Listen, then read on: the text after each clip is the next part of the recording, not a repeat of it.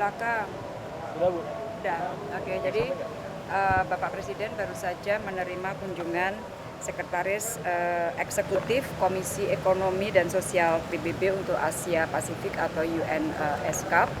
Intinya ini merupakan pertemuan formal pertama antara Ibu Armida Ali Syabana dengan Presiden, dan Ibu Armida adalah orang Indonesia yang menduduki jabatan tertinggi di dalam sistem PBB. Nah, tadi di dalam pembicaraan Ibu Armida mengundang Bapak Presiden untuk hadir di pertemuan Komisi UNSCAP yang ke-76 di Bangkok pada bulan Mei nanti, karena isu yang akan dibahas untuk pertemuan komisi yang ke-76 ini adalah terkait dengan masalah ocean, dan Indonesia dinilai sebagai negara kepulauan, sebagai negara maritim, tentunya bisa melakukan sharing information mengenai masalah ocean dan juga dikaitkan dengan isu climate change. Nah, di dalam pembicaraan tadi kita bicara juga mengenai masalah SDGs, karena mandat dari UNSCAP juga mengcover isu yang terkait dengan Sustainable Development Goals, dan kita juga bicara mengenai kerjasama yang dapat kita kembangkan, termasuk kerjasama dengan negara-negara Pasifik Selatan terkait dengan isu ocean. Jadi intinya itu. Terus udah toh? Arab Saudi pelarangan umroh. Oke, jadi teman-teman tadi sudah membahas juga dengan Presiden. Intinya pertama kita dapat memahami keputusan kebijakan yang diberlakukan oleh pemerintah Saudi untuk sementara. Kata sementara ini beberapa kali ditekankan oleh Duta Besar, karena saya baru saja memanggil Duta Besar Saudi untuk melakukan pertemuan sebelum saya berangkat ke istana. Jadi untuk sementara menghentikan izin untuk melakukan ibadah umrah. Dan kita juga pahami bahwa kebijakan ini diambil demi menjaga kesehatan ummah dalam konteks yang lebih besar. Nah, menurut hasil pembicaraan saya dengan Duta Besar Saudi tadi siang, kebijakan ini berlaku segera setelah diumumkan.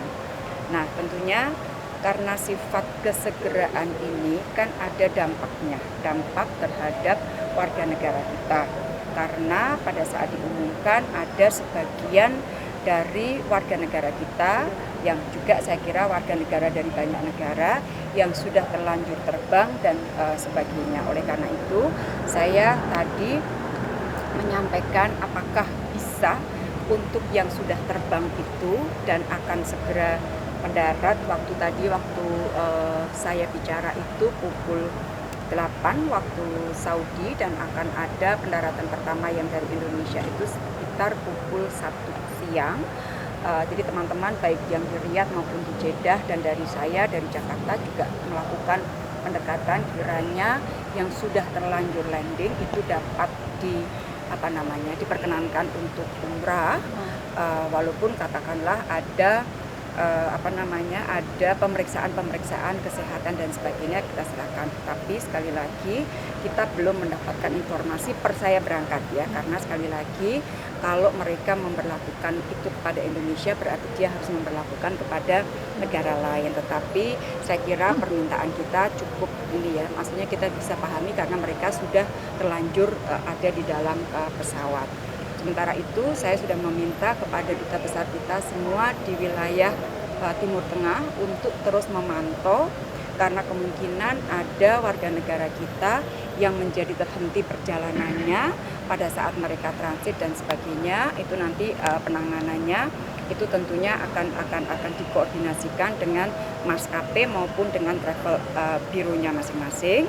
Di sini dari sejak pagi kami sudah berkoordinasi dengan Pak Menko PMK, dengan Pak Menteri Perhubungan, dengan Angkasa Pura, dengan Pak Menteri Agama, dan pada pukul 3.30 ini kita akan dipanggil untuk rapat koordinasi di kantor Pak Menko PMK untuk membahas khusus dampak ya. Jadi yang kita bahas itu adalah dampak dari kebijakan yang sementara harus diambil oleh pemerintah Saudi Arabia. Jadi intinya itu teman-teman. Jadi sekarang saya harus pergi ke tempat Pak Menko PMK karena ada rapat koordinasi. Penghentian sementara itu sampai kapan? Tidak ada negosiasi. Penghentian sementara kan itu sampai kapan? Apakah ada limitasi dari pihak sana? Enggak, belum ada. Karena tentunya semuanya ini akan sangat tergantung kepada perkembangan COVID-19 seperti apa. Bu, nasib WNI yang di sana gimana, Bu? Yang sudah nggak apa-apa. Yang sudah sedang menjalankan umroh, mereka menurut informasi sementara ya teman-teman, sekali lagi apa yang saya sampaikan adalah berdasarkan informasi yang kami terima ya. Tentunya kadang-kadang dari sekarang sampai nanti itu ada perkembangan, sehingga kalau kemudian terjadi perkembangan saya akan sampaikan. Sejauh ini saya tidak mendengar informasi bahwa yang sudah ada di sana kemudian diminta keluar, saya belum mendapatkan informasi. Jadi semua perwakilan kita yang ada di Saudi dan di wilayah Timur Tengah sekarang semuanya dalam posisi standby, terutama yang ada di Jeddah. Riyadh tentunya pantau karena kebijakan datang dari capital kan, karena Jeddah langsung berkaitan dengan WNI yang masih berada di sana. Kalau surat edaran pertama, Bu, surat edaran poin pertama kan cross the board untuk umroh. Tapi yang untuk visa itu kan kita sebenarnya nggak masuk kategori dia, tapi kita kena. Itu gimana? Itu yang saya sampaikan kepada duta besar Saudi tadi, dan duta besar kita yang ada di Riyadh sudah mengirim surat juga, karena di dalam butir 2 ada beberapa negara, 23 negara. Salah satunya adalah Indonesia, karena kalau saya sampaikan kenapa Indonesia, karena Indonesia itu kan belum.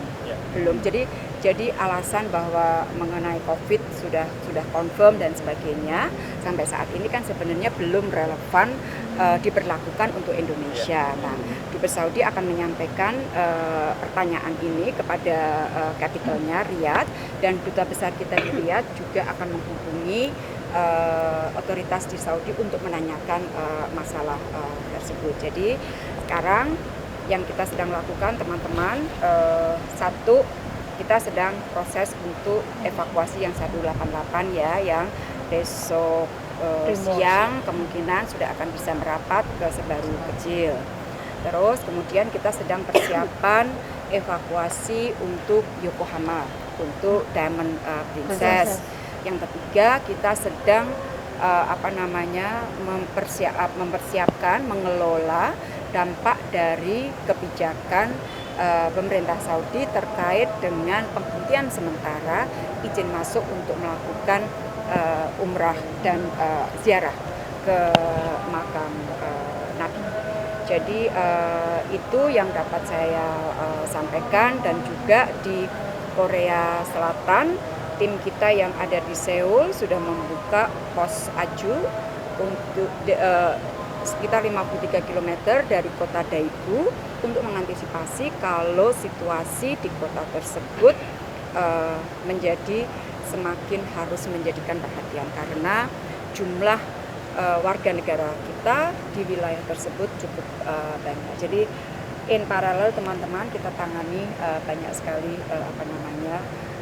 isu yang memang harus mendapatkan perhatian kita semua. Siap.